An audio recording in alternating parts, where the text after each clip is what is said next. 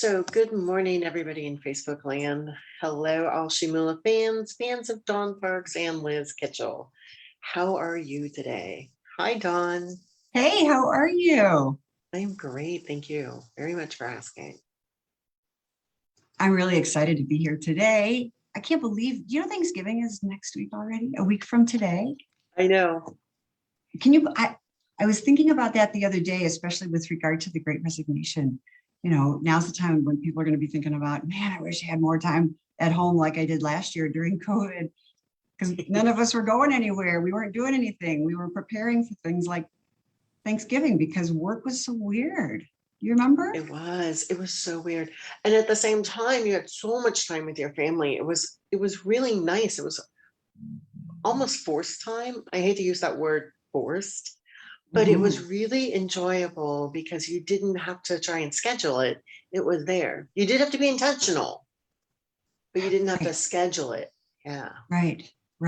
Yeah, it's so hard. It's just so hard to believe that we've been kind of in this.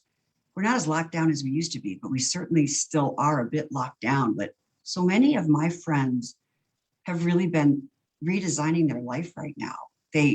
They're living differently on their, they're taking their budgets and thinking differently about budgets, and they're thinking about retiring. And because a lot of my friends, are in their 60s wanting, like, do they hang on till they're 65? Do they jump now? What should they do?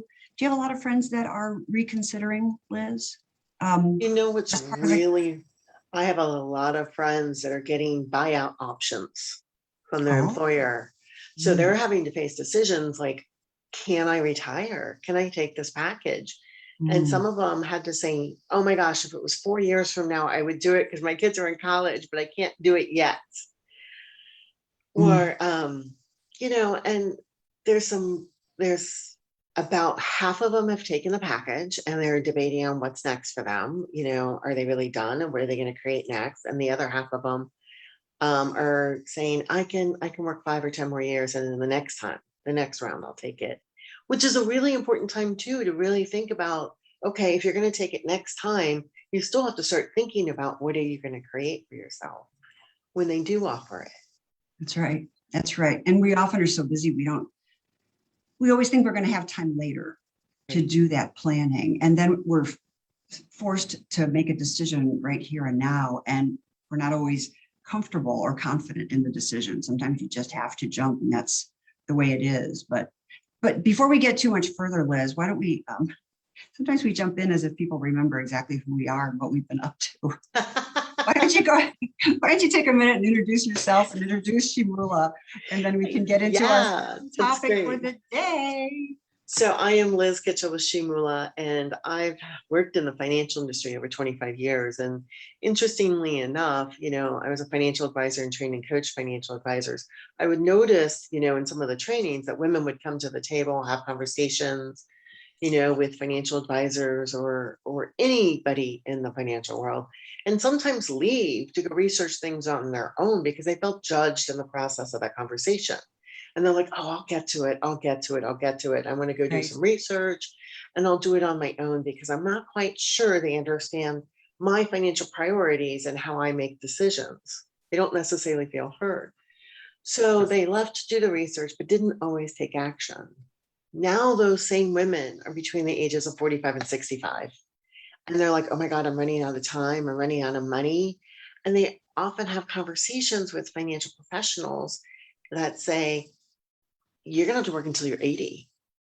And they don't want to hear that. And so what Shimula really does is we go, well, what if there's another way? Let's go around and take a look at this and take a look at your situation, and what some other ways might be. So Dawn, you want to introduce yourself? Yeah.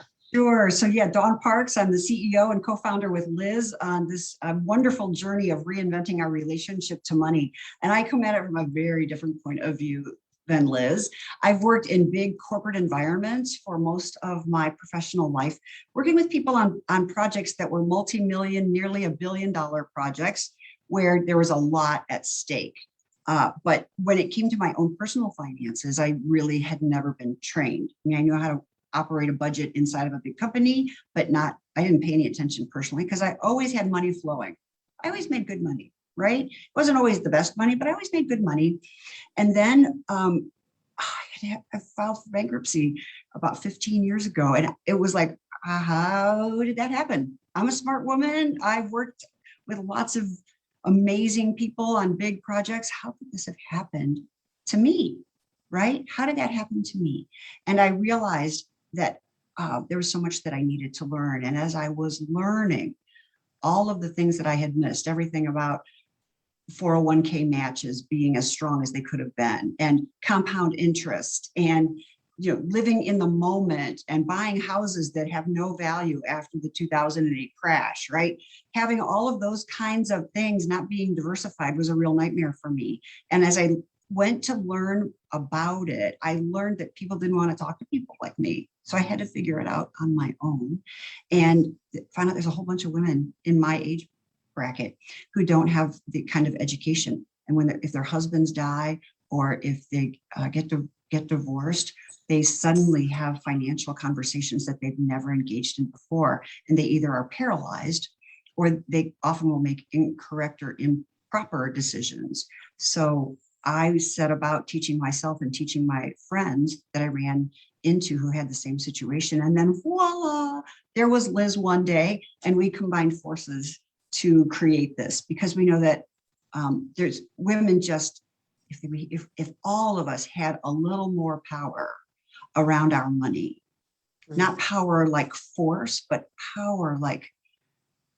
it was our friend, like it was our lover, right? Like it was our partner in getting things done, then the world would be different. Just imagine if governments had more women with the feminine conversation of money, and CEOs that were more feminine around the money conversation. We could probably get a lot more done in the world. So that's what Liz and I are up to.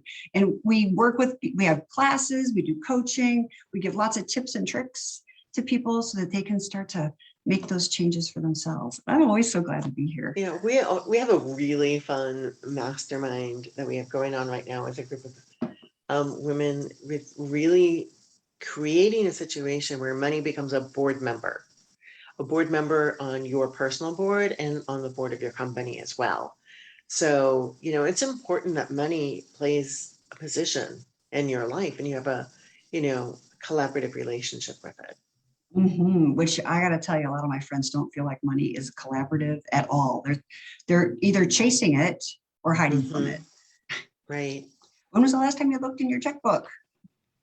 It's always an interesting question to ask people, right? So we're glad to be able to have this conversation about the Great Resignation, because when you're thinking about making a jump, or you're being forced, like Liz said, maybe you're being forced to consider a jump because your job might be going away, or you've been offered a buyout package.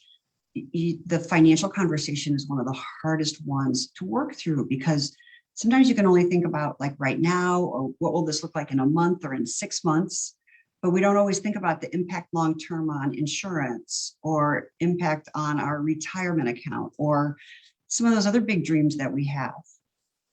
Buying a cottage, right? Being on the lake with your friends. Vacation home, right? Retirement home. So we're very interested in anybody who wants to come on and talk to us about with your skills and strengths, or things that you have done to get yourself through the Great Resignation. And like Liz said, we've got a couple of really great programs that can support you in this if the tips and tricks aren't enough and you want to go deeper. And we'll talk a little bit more about those at the end. Yeah. So I was sitting there thinking, the buyouts that I've heard people get, it really, the health insurance, and I know you have somebody that came on and talked about that, but like the health insurance is a big part of it, because that can be so expensive. But a lot of the firms that are offering them say, we'll provide it for 3 years or 8 years, or until you get it from the government, that kind of thing, right? So, Right. So don't do it alone, and it's not too late. And if you're making the decision, Liz and I are like, yay, you, we're behind you. But make sure you have on. Make sure you have cheerleaders who also have knowledge, right? Don't be talking to people who've never done it. Talk to people who understand it. And who've done it Yeah, you wouldn't talk to somebody about how to make $1 million if they only have ever made 35 or 40,000 or $60,000 a year, because they don't know how to do it. They're going to be full of information, but it might not be what you need. So surround yourself with people like us, right? Who have done it, who have worked through it, who understand the ups and downs financially, emotionally, physically. And can give you high fives along the way. And the high fives, here we go, high fives. It brings us to a point. Go ahead. Now we can see it. Can you see it? Can you I see can it? see it. Oh my Yeah. God. So I love Mel Robbins. I remember I never met her. I would love to have had her on the show. But Mel Robbins, I first heard about Mel Robbins when she got famous doing her 5, 4, 3, 2, 1 strategy. Did you ever, hear about that, Liz, or use that in your life? Oh my gosh. Yeah. There's sometimes just getting out of bed. If I've given too much time to think about it, I'm like, oh, I can roll over and hit snooze. That's right. Depends on what time of year it is. Have we gone through a time change? But I love the 5, 4, 3, 2, 1. And I got to see her set and it getting filmed when I was in New York once, because I have a brother-in-law who is a producer in that building. Oh my God. So when she Mhm. had that TV show, she didn't have it for very long. COVID hit and everything shut down, but Yep, oh my gosh, how exciting. How it was exciting. awesome. Yeah. Well, her work is actually scientifically proven to change the way you think about yourself, think about your life, and how you actually can be more productive, get work done. Apparently, in the 5, 4, 3, 2, 1 method. So Mel's story, if you haven't heard of Mel Robbins, it's Melrobbins, Mel Robbins. And Mel had hit a really dark point in her life, right? She had become an alcoholic. They were like $800,000 in debt with a restaurant. She didn't have a job. She wasn't getting out of bed. She wasn't even getting her kids to school some days. She was in such a bad spot. And one day she was watching a TV program, some random TV program that had a rocket take off. And they said 5, 4, 3, 2, 1. And the rocket took off. Like the rocket didn't have a choice. The rocket took off on one. It was designed that way. And she thought, okay, maybe I'll try that tomorrow morning. So the alarm went off and she said 5, 4, 3, 2, 1. And she got up and she went, did I just get out of bed? No, okay. So then she went on about her day. And the next morning she said, well, let me try that again.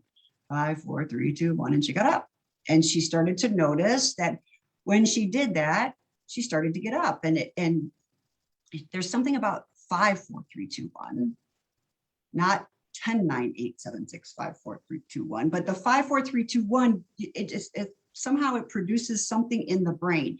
And she's got all of the research in her books about the 5, 4, 3, 2, 1 process and how it, I'm not a neuroscientist, so, but somehow it shifts something in the brain and it actually allows you to start to create a new habit.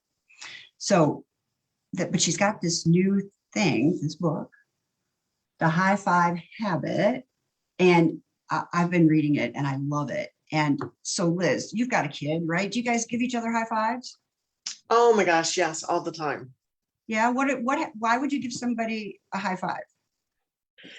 It could be, they were trying something new and they were like, oh my gosh, I was thinking I was going to dread it and I actually tried it and I liked it. Hmm. It could be they did their personal best at a swim meet. It could be, I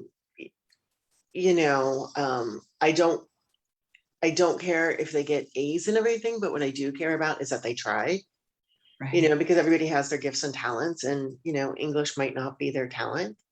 But if they're really doing well in a class that's not their talent, that's amazing, right? That means that Mm. they're dedicated to the process. Yeah. It's like a reward. It's different from verbal. Sometimes somebody will say, oh, you did a great job. Sometimes that sticks, sometimes it doesn't, but it's almost like you have a physical experience, Something right? kinesthetic. Yeah.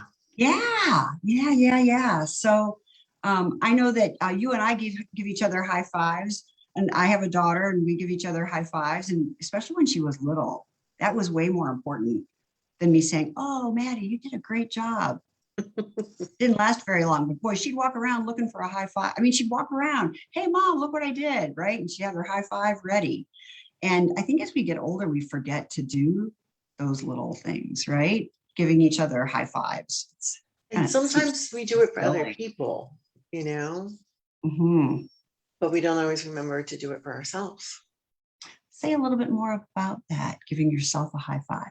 So, I find myself cheerleading other people on, it's almost like my tagline, everyone's cheerleader. Mhm. As a connector and a nurturer, those are natural things that I do for people as I really find joy in other people's success and helping them kind of, either see opportunities or if they are doing it themselves, just cheering them on because that's amazing, right? Mhm. Um, but then like who's cheering us on? Right.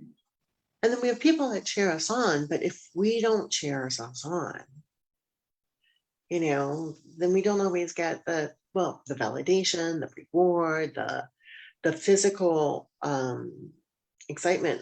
And I had heard something about this and I already forgot all the scientific aspects of it. So I'm not even going to go there. But there is something that happens physically when somebody, gives us a hug and says, really good job, or they give us a high five. And Mhm. it's very fulfilling.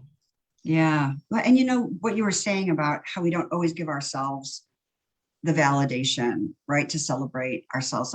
There's when we look externally for validation, we are really at the effect of whoever happens to be around us. And if they have their own issues around themselves, or they're jealous, or they're feeling insufficient, or they're feeling they don't have a lot of self-confidence, then you're looking for them to give you some sort of validation based on where they are, and you're going to be out of luck, right? You have to find ways to look for it internally, and you do things like you do meditation, we both do journaling, we do other kinds of things to go deep inside to try to find ways to validate ourselves, because at the end of the day it's up to us to figure it out. But this high-fiving yourself is it's really different, right?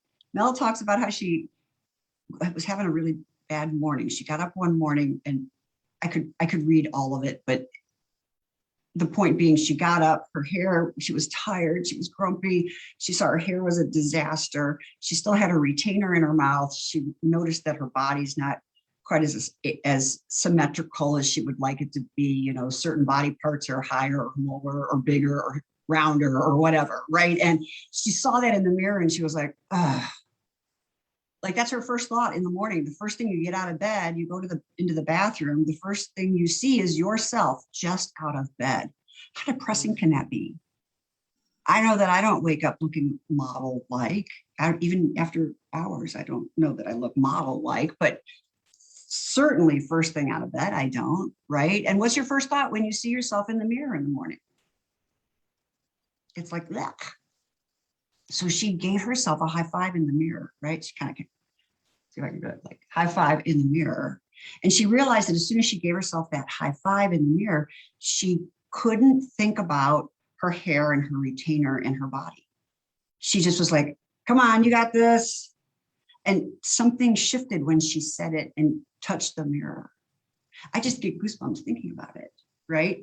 So Liz, right now, if you just take your hand and put it toward your camera and say, you got this. You got this. Yeah. And if you hold it there for just a moment, like really, I can feel something. Do you know what I mean? My hands aren't down. It's like I have some goosebumps. Now, I tend to be very open to conversations like this, but I can actually tell that there's a shift when I'm not thinking about how do I look on Zoom, and am I looking in the right place to see Liz, and am I tripping over my words? Because I still do that. But when I am talking about this thing that I'm so passionate about, it shifts, right? So I'm curious for you, Liz, are there the whole notion of the high five, right? One of the things that she talks about is no one's coming Like, and I talk about Prince Charming isn't coming, right? He's not going to save you. He's not going to, I have a Prince Charming, but it's not his job to save me. And you have a Right. Prince Charming, but it's not his job to save you. We have to Exactly. find other tools to save ourselves. So you Mhm, can use this like for a deadline, right? To create a deadline. You mhm. can use it to change your mind. So what are some places like, if you were going to, if, because we have not been using this in our classes yet, because I just got the book. I'm so excited about the book. We haven't been using it. We love to use proven concepts. But what are some things that, where are some places you could use it for yourself, Liz? I mean, I know I could use it first thing in the morning when I do not want to get out of bed and go to the pool. When it's 5:30 and the windshield is frosty and it's cold outside and it's dark outside. I need to give myself a high five. Yeah, you can do this. You can do this. You can get to the pool. You can swim in that swim meet in January. You got this. Just kind of Yep. curious, where could you envision supporting people or yourself? Oh In my gosh, the high thing five? that would be supportive, like, you know, having a morning routine, when I have that, everything falls into place, right? And the thing that she was saying is like, you can set the intention and high five yourself and be like, yeah, right? After you kind of get this clear intention. I almost said a 4-letter word in the middle, like, you know? But, which is funny because if anyone knows me, I don't really cuss at all. But it's one of those things where in structuring the morning routine again, because as a nurturer, I struggle with that. When my family was home for the pandemic, it totally changed my morning routine up and I Mm, lost it. And I hadn't really gotten it back. And I was like, oh gosh, that's something I haven't gotten back. So the high five is something that I just started using to get my morning routine back, to make sure I do the meditation and the yoga on a daily basis. Because there's nothing that feels better than some kind of movement for me first thing in the morning. mm. And So the dog will not tolerate me not doing her walk. So that's also a really good thing. If you can't get a high five for yourself, then get a dog that makes you walk her. I'm just that- no, but I think that's a really good point. If you got up in the morning and just when you look in the mirror, say, you got this, even if you don't say anything else, good kidding. to, you got out of bed, you got this today. I noticed that if I get out of bed and I'm tired and I even carry that into the kitchen for my first cup of coffee, it can set the mood for the whole day. Like I have Right. to really think about how am I going to shift things. And I've been trying this a little bit. So I don't have it as a habit yet, right? I don't have it as a habit. I haven't had the book long enough. I haven't even known the concept long enough. But when I'm remembering and I say, oh, Dawn, you got this, when I actually put the motion there, it does, something really does have the opportunity to shift because I'm high-fiving myself, but I'm not doing this. I'm doing this. This is, so for all of you who are watching, this is all unscripted, right? And it is it's almost like new language. Yeah. It's like a new physical language to give yourself a high five. So what I notice when I do when I do the 5, 4, 3, 2, 1, Mm-hmm. I don't have the capacity. I go, oh, this is what I'm going to do. 5, 4, 3, 2, 1, and then I do it. I don't have the capacity for the existing thought pattern to convince me not to do it. Right. So that was the thing. Like oftentimes when you're making change, you have this existing thought pattern that's keeping everything the same.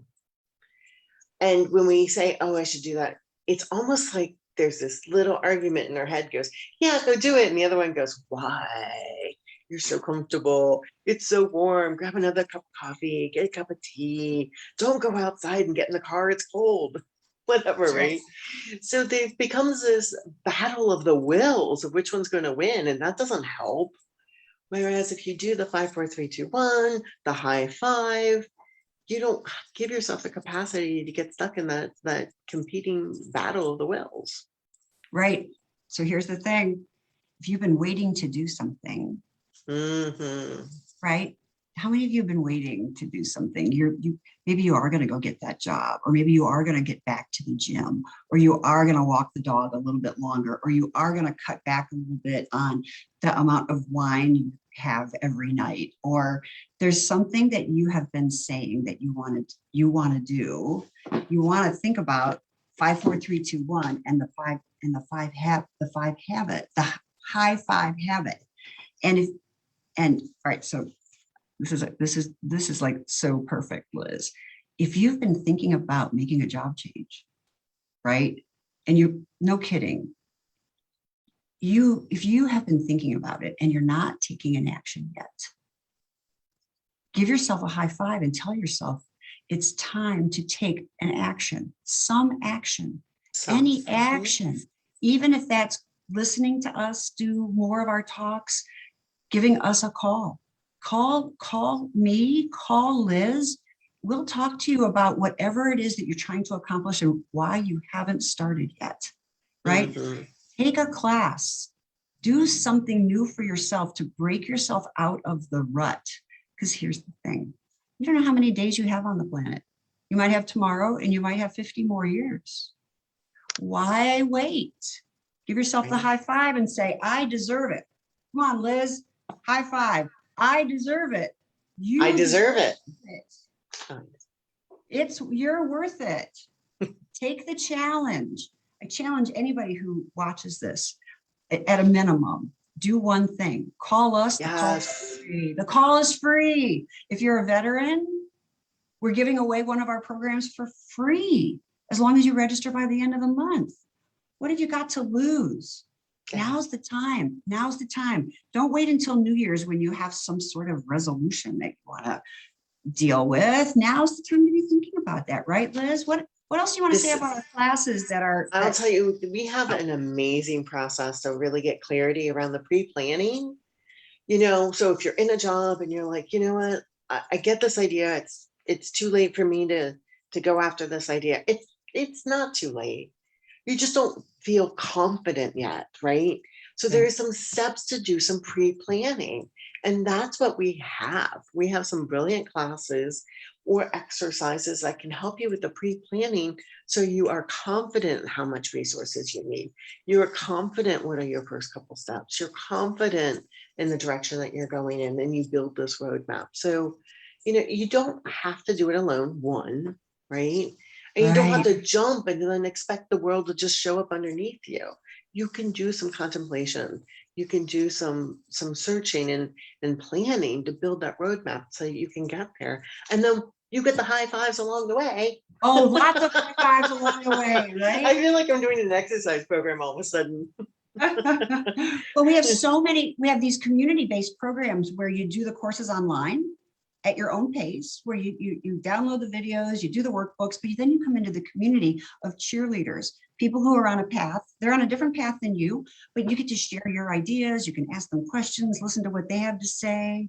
You can support them in what they're up to. We've had people create one of our participants has created 5 new successful streams of income. Another one has a very solid full-time business and is in the process of buying some coffee shops. Never even occurred to them that they would be doing that, but they came and they contemplated in a really safe space and have now taken their lives to a whole new level that they hadn't considered, because the people around them aren't organized to support them in a new dream. And we have ways of helping you do this without blowing up your life. Unless, of course, blowing up your life is your objective. Then I know how to do that. Liz can keep everybody in their life. But if you really want some experience blowing it up, I mean, like with intention. Right. I mean, 15 years ago, between bankruptcy, I said, let me get a divorce. I wound up moving my daughter to another city, all in the space of 12 months. Right? But it works. There's ways to do it if that's what you need to do. If your life pre-planning is good on what you want the outcome to be, no matter what it is, small shifts or blowing up your life. Right. So I'll be sure to put everything into the chat about this, Liz, like where they can find more information about us. But shimula.com has the classes. You can contact us at shimula@gmail. And we'll put a link to our calendar into the chat as well. But thanks everybody for being here. Thank you. And tomorrow we have Andrea Bednar. She's been coming on a regular basis, and she's going to be talking to us tomorrow about the value of small changes. How, when you make a small change and you do it consistently, like a high five habit, right? How it can impact your life better than blowing everything up all at once. Small steps. So thanks everybody for being here. Thank you, Liz, for being here. Thank you, Dawn. And I'm if gonna go anybody ahead. wants to get on a distribution list to find out like cool workshops that we're doing, some of them are free, some of them, yeah, depending on what organization we do them for, and great communities, just go to our website and click on the mini personality quiz and you automatically get signed up for our distribution list as well. So plus you Great. get cool information about your money personality. Mhm. Yeah. All right. We'll see you guys tomorrow, same time. Okay, great. Bye. Bye.